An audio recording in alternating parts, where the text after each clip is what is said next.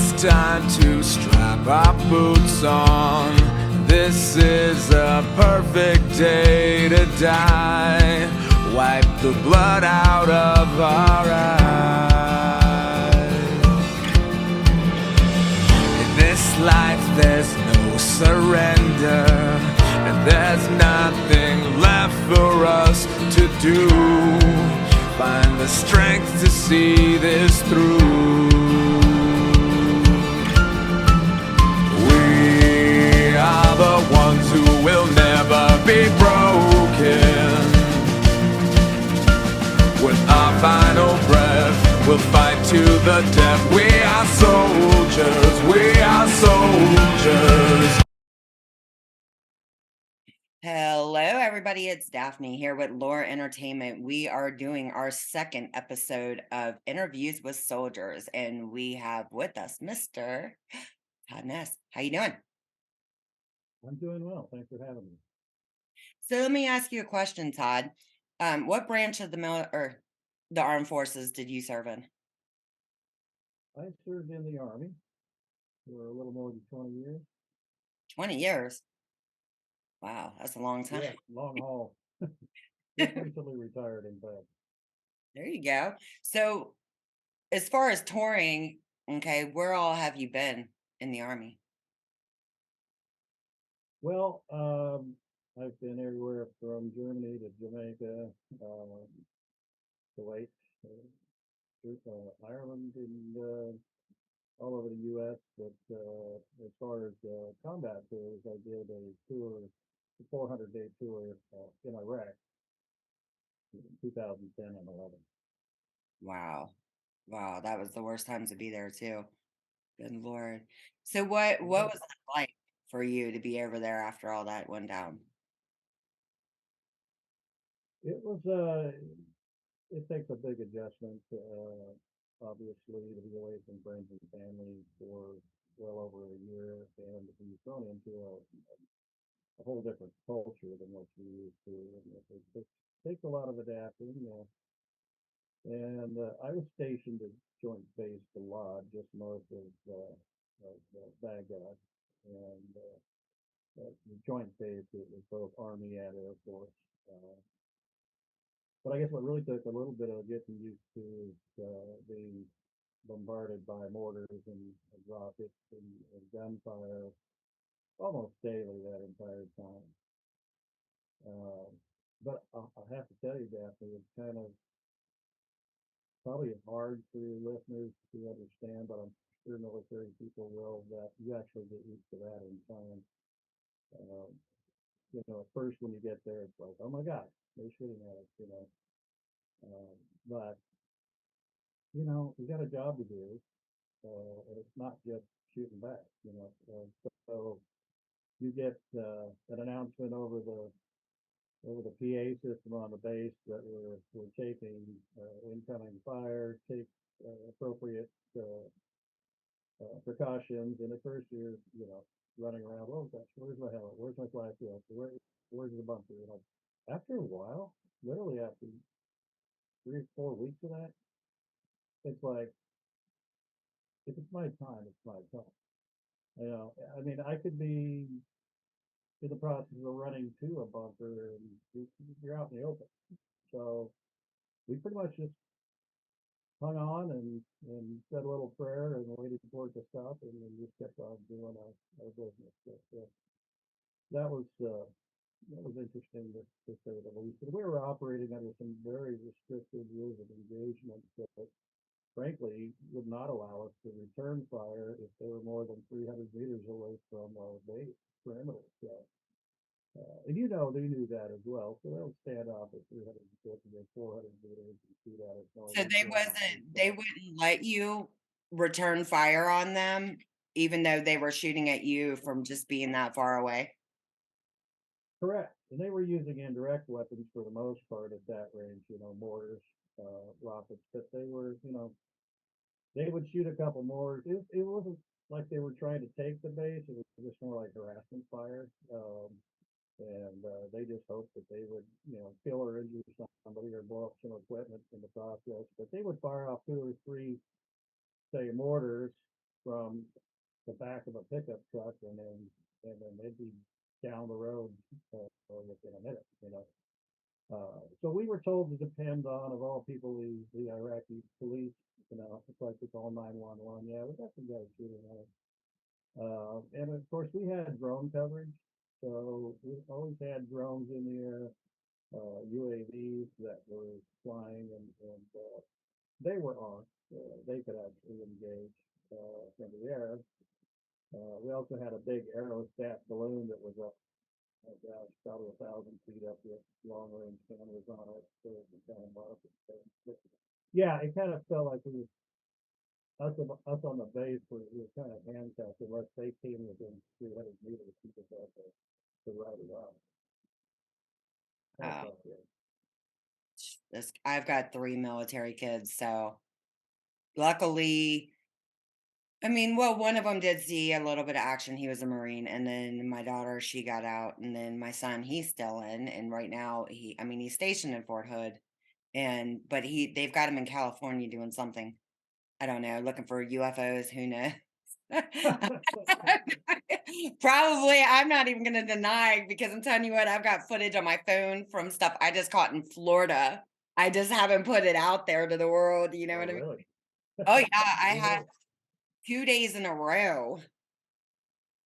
Yeah, I even did comparisons and everything to make sure it was right, you know what I mean, from what I was seeing. And then the video footage I have is probably, God, about 25 minutes of video You footage. actually, you actually took the video? I see, yeah, yeah, I was down there, and I was looking because every day I had like this it was on the 10th floor, and then it was like this balcony. It was a suite, basically, is what it was. And I spent most of my time right there. I was content right there, didn't care. I went down, walked on the beach, you know, but I was looking out, and it wasn't the same thing I see every day, you know. So I'm sitting there staring, I'm like, what the hell is that? So I look, and then I see this thing, and this is no shit, man. And when I seen it, I started recording. I'm like, oh hell no, because I heard a bunch of, you know, UFOs have been going down there. I'm like, all right. So I'm sitting there recording, and then all of a sudden it's up, and then it kind of comes down, and I'm like, all right, what the fuck? So I'm looking, and then I see another one in the water, in the water. In And the this, water. Wow. yeah, I swear hand to God. And in the footage, you could see it. It's, to me, I could see red, okay, like a flashing red under the water, and then all of a sudden the it looked white on camera, but it was red. Okay, what the hell is going to be red that's down there flashing? Come on now. And so the other one, like they were there. Oh my God, those two things stayed in that place for, I guarantee, at least 3 hours. And then I was tired. So I was like, I'm just going to bed, screw it, whatever. And the next night, it was the last night there. I'm like, I wonder if they come back. And I was just joking, you know what I mean? Like, I wonder if they show back up. Let's see. And all of a sudden, like the other one didn't, but the one did. And it was a little bit over on the other side. I'm like, okay, what the hell is going on here? You know, because if they're drones, there's no way they're going to sit there and hover like that. You know what I mean? And I didn't see anything in the water that time. It was just screwed up. I'm like, man, I don't know. But I started filming that too. Like, okay, what the hell? Hey, it's handy footage to have later on, you know, if I ever do any kind of sci-fi stuff. Yeah, well, let's see a few things myself. Well, Um, let's hear them. well, I don't normally talk about the UFO stuff so much, but I'd be happy to share because it's bizarre in and of itself, but what followed was really uncomprehensible to me. But I live up here in the Cascade Mountains at the base of Mount Hood, 1,326 Los Angeles. I'm really actually looking out in the wilderness, and there's a mountain behind me, hill compared to hill, but it's called Wildcat Mountain. And I used to train to go up there. But I'm like 60 miles from Portland. I'm 60 miles. But if you drive the top of this ridge at night, you can actually see all the lights that go on. So I take them and see them like you started to do. And one night I was up there with a couple of friends, and I was in my truck and just sitting there and just checking out everything like bright night. Stars are all out, and so you see something kind of coming out of the cloud. You, it's a light, but it was just something wasn't right about it. The speed of it was way too slow for like a shooting star, but it seemed pretty fast for a standard commercial jet liner there.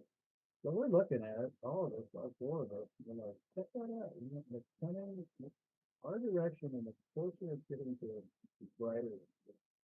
And I honestly couldn't tell you how high up it was, but I can tell you that by the time it got almost over it, it literally lit up the whole forest around the front of us. We can hardly look at it. But as it goes by, we're watching it, and just, I don't get it, but it turned like a check mark, if you will. That's when it's over. And it was gone either over the horizon, and we've been watching this for a good 30 seconds, but in that maneuver where it made that check mark change course, it either went over the horizon or out into space in like a half a second. I mean, there's just nothing that can do that, let alone any person that can survive that kind of resource. So that's not the image. We all look into that. So it's really, uh, just go home and get a drink.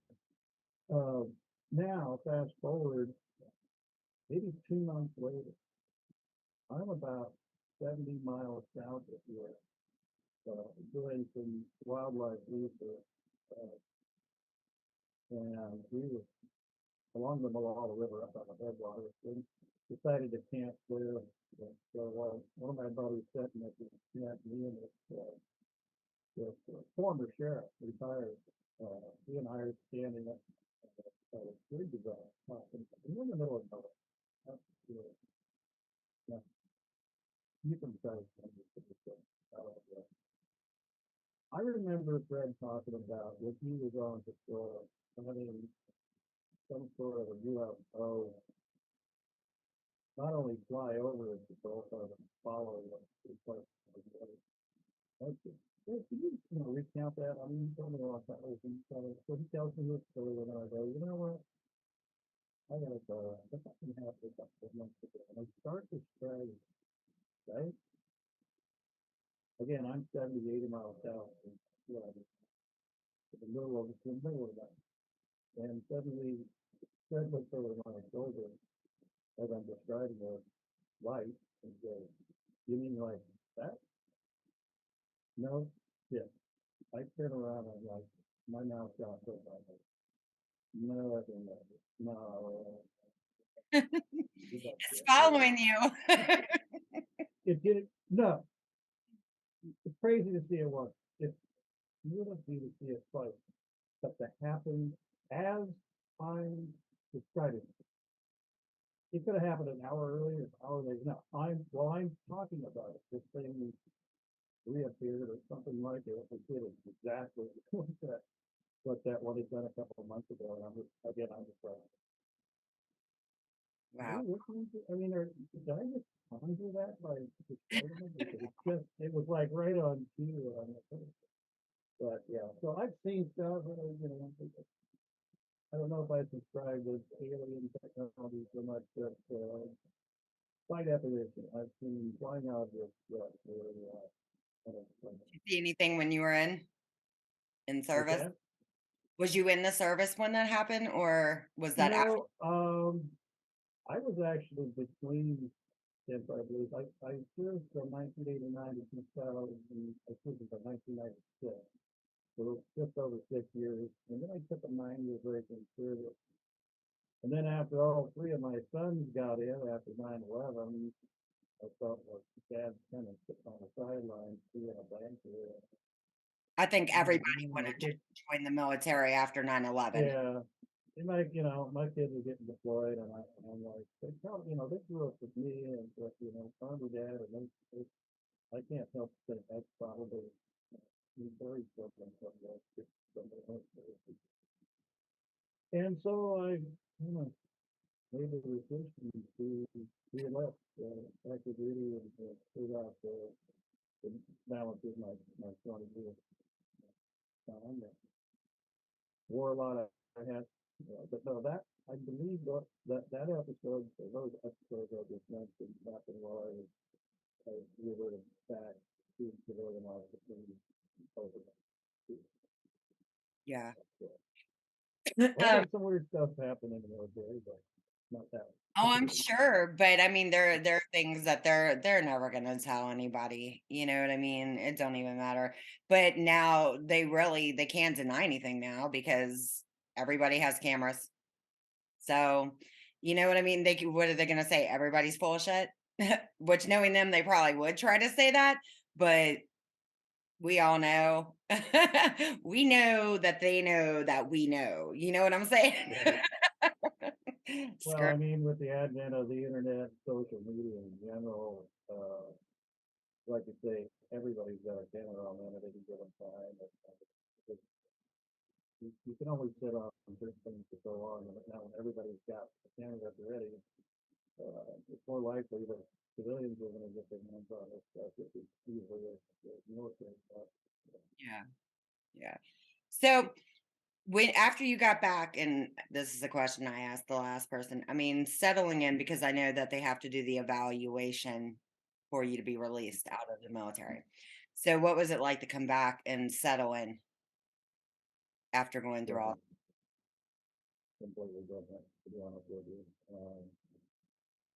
Uh, when you're gone that long, and especially under those circumstances, nothing's really quite the same again.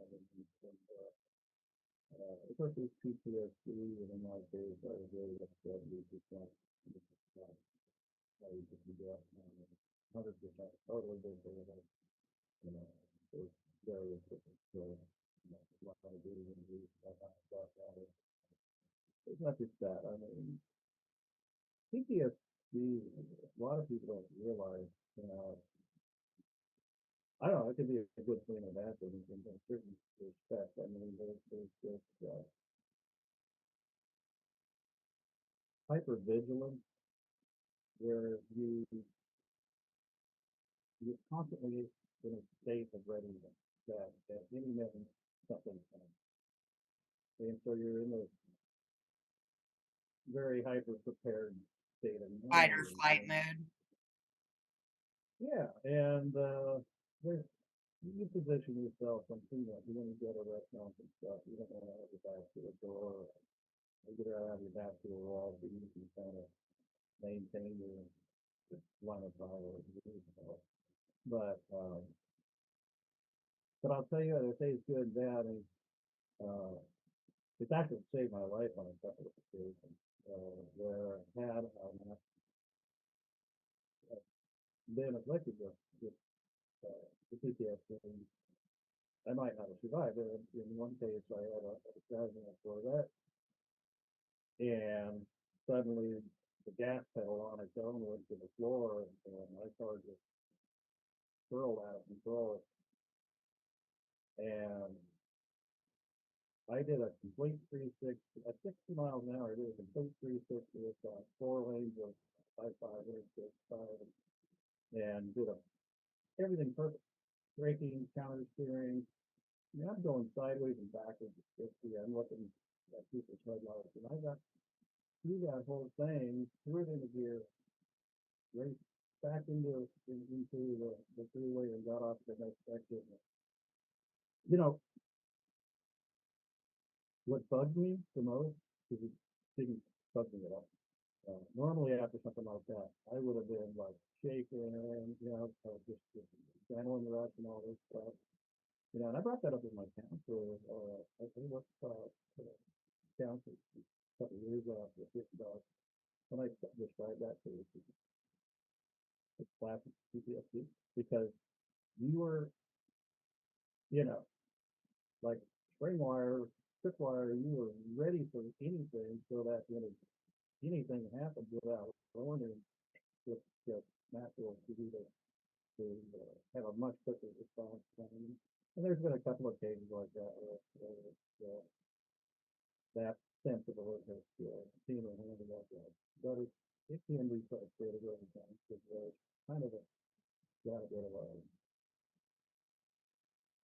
since you're always in a state of anticipation, you have traditions with trust, you know, Yeah.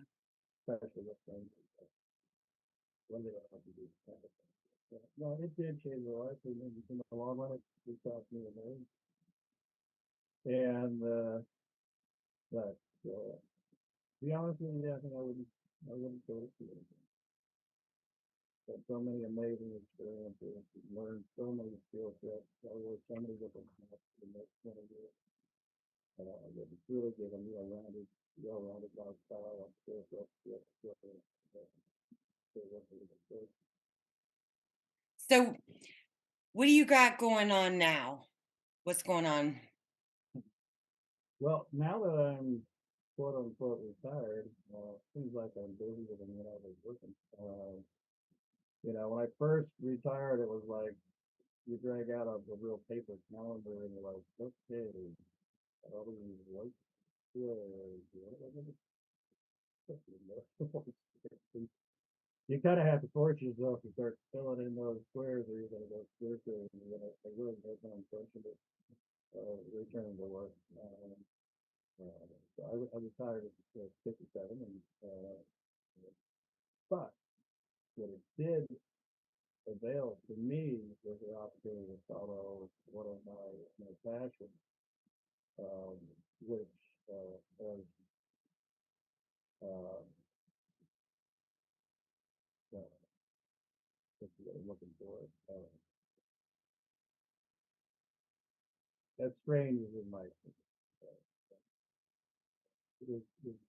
I've been researching the phenomenon of Bigfoot and Sasquatch now for about 30 years. And uh, so being retired now, I've got a lot more time to devote to my field research, to devote to public speaking, which I do quite a bit of.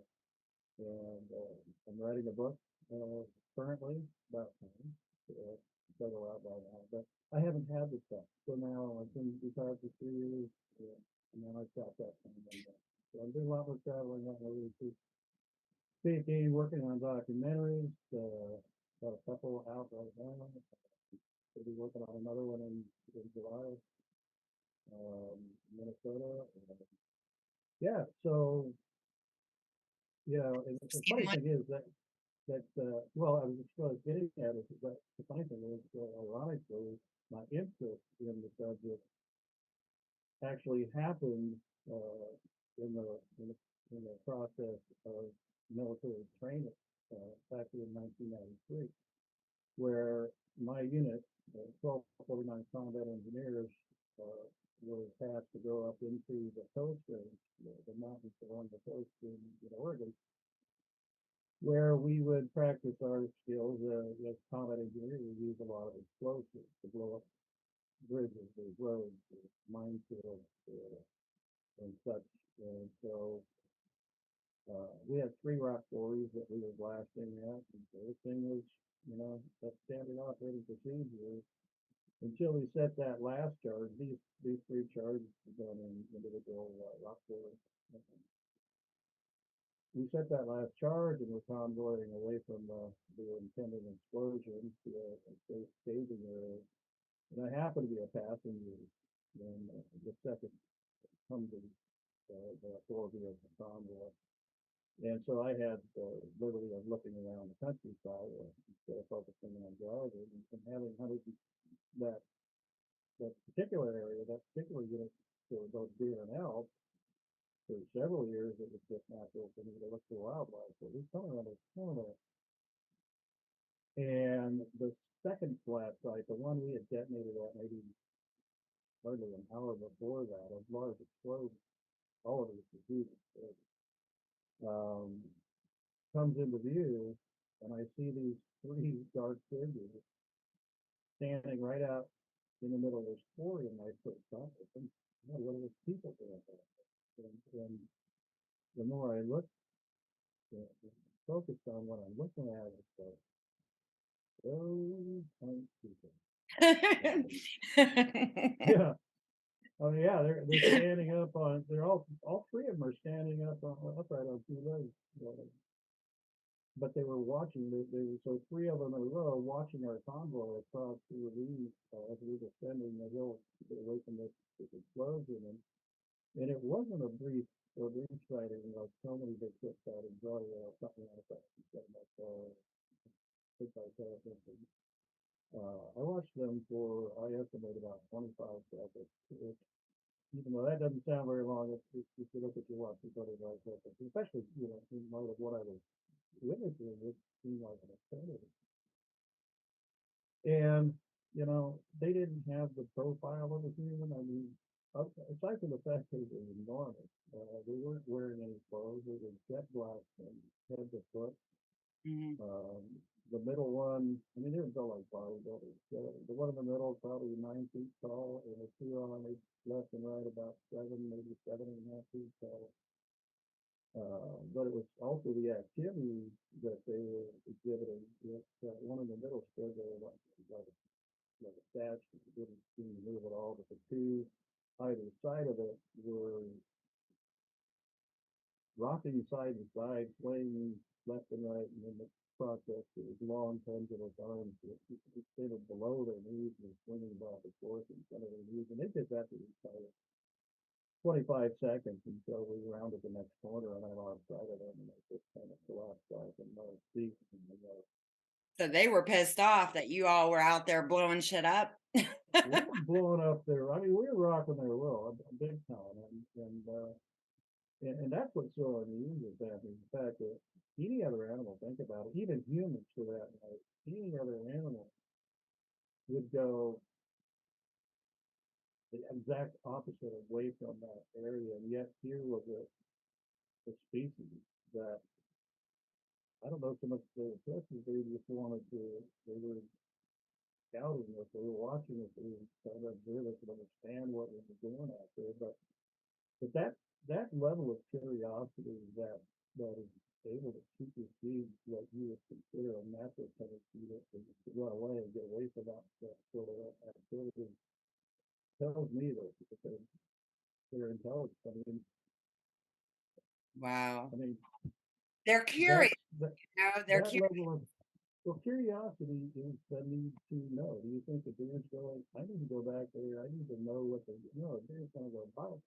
Any other animal is gonna go there, but these things with that powerful of a level of intellect and curiosity, I think says a lot about it.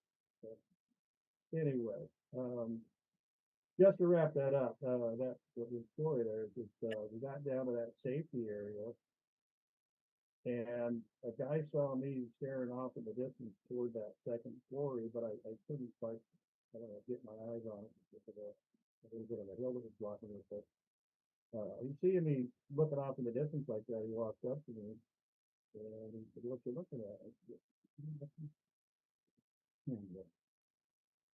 he then looked left and right to make sure nobody else was in earshot, and he said, "I don't suppose you might have seen what I saw down at that second block spot." And I'm like, "I don't know, Sergeant, what did you see?" And he went on to describe exactly what I saw, but he was That's not why in my vehicle. in the military, because they'll kick your ass out from what I've heard. You What's know, that? I said you have to watch what you say in the military because they'll kick your ass out, and I mean, when you develop a hobby from something that you've actually seen, I mean, like Josh Gates and his damn Yeti. Like every time, I love Josh Gates, but I swear it seems like every episode I'm watching, he is chasing that damn Yeti. I'm like, somebody just go help this man find this damn creature for real.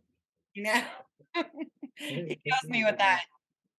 Um, Anyway, so that, obviously I said, yeah, I definitely saw that, which, it was nice to have that corroboration, but it certainly would have changed my mind. I could never unsee what I saw that day. And within the next 30 days, we had two more soldiers come forward and admitted that I got thing, that, witness to what we were definitely seeing.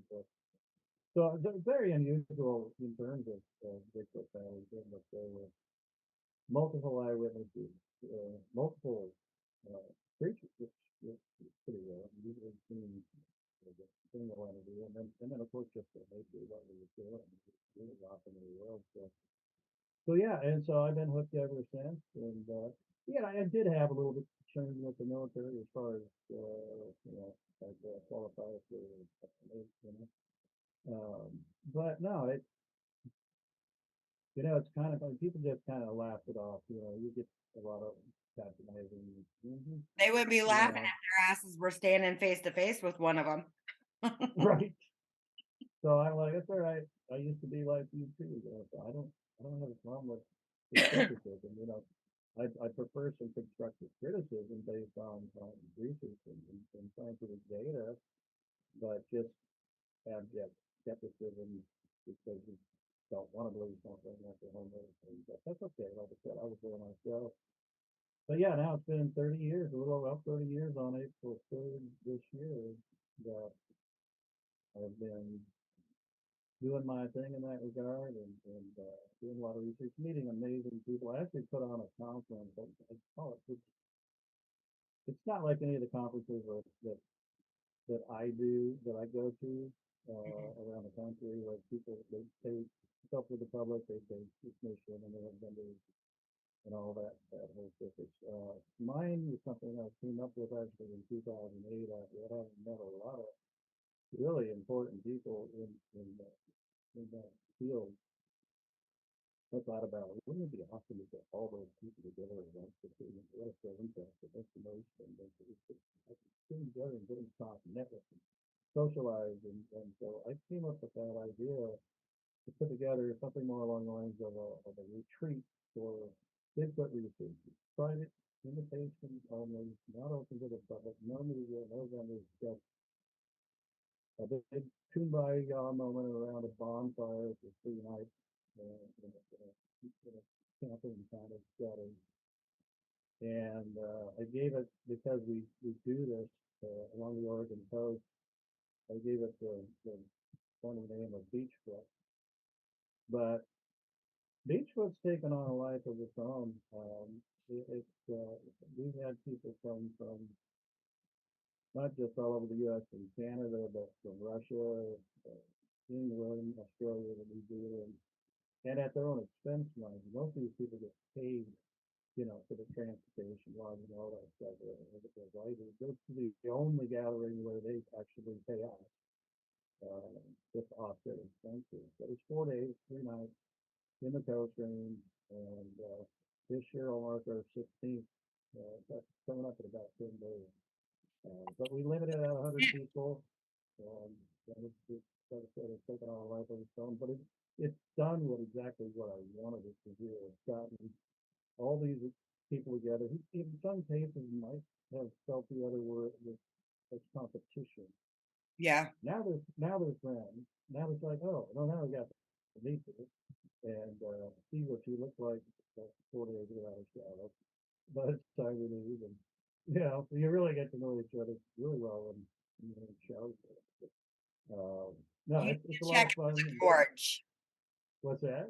You need to check out Red River Gorge. It's over in Kentucky. I've been there. I used to rappel over there. I go down and go Right. camping and go rappelling. And I knew, like, I don't know. You can just tell, you know what I'm saying, when you get those feelings that something's like watching you. But there was actually a guy who oh my God, I don't even remember what show that was.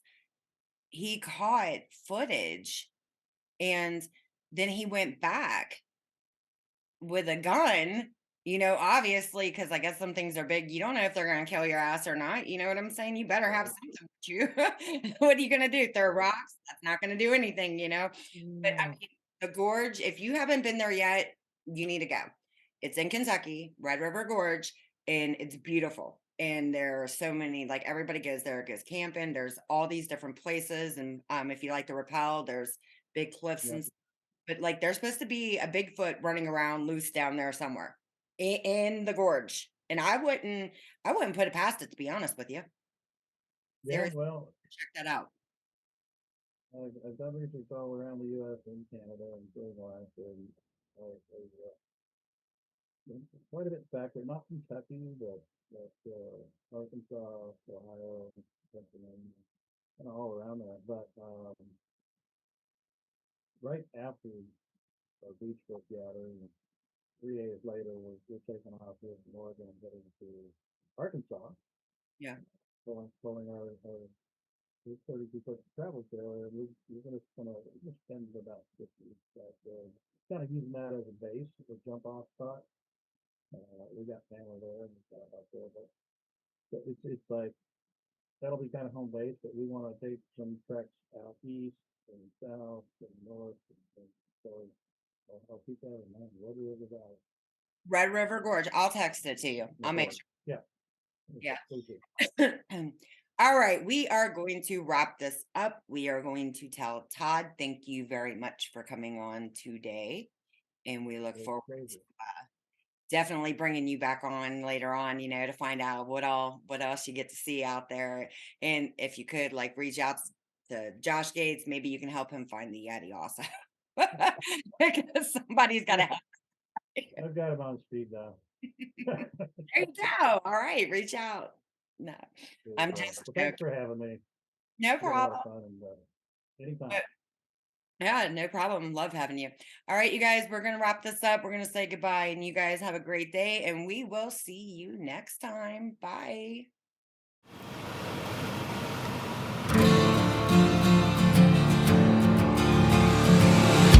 It's time to strap our boots on. This is a perfect day to die. Wipe the blood out of our eyes. In this life there's no surrender, and there's nothing left for us to do. Find the strength to see this through. We are the ones who will never be broken.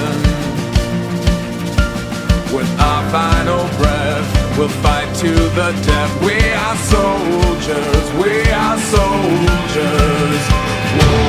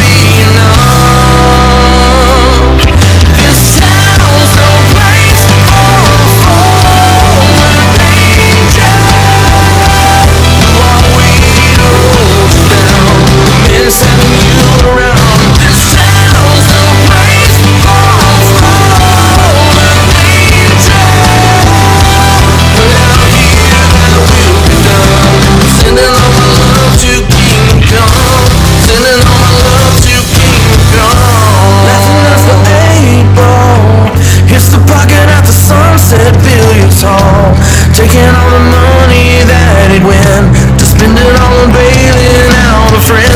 Good husband and a new dad, gives his son all the things he never had, just when he could call his house home. Another fallen angel's moving on. This town's no place for a fallen angel. Who are we to hold you down? We miss having you around. This town's no place for a fallen angel. Way down here, thy will be done. I'm sending all my love to Kingdom Come. Sending all my love to Kingdom Come.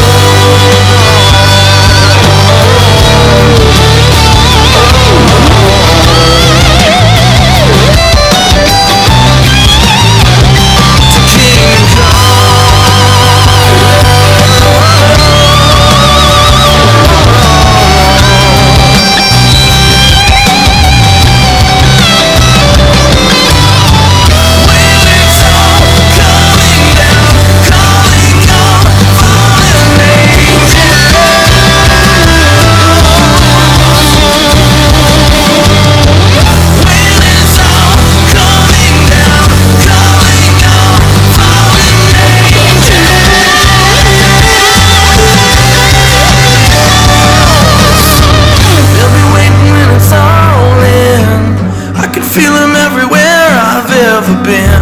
Fader's never fair and life is rough. It's gonna be a good time catching up.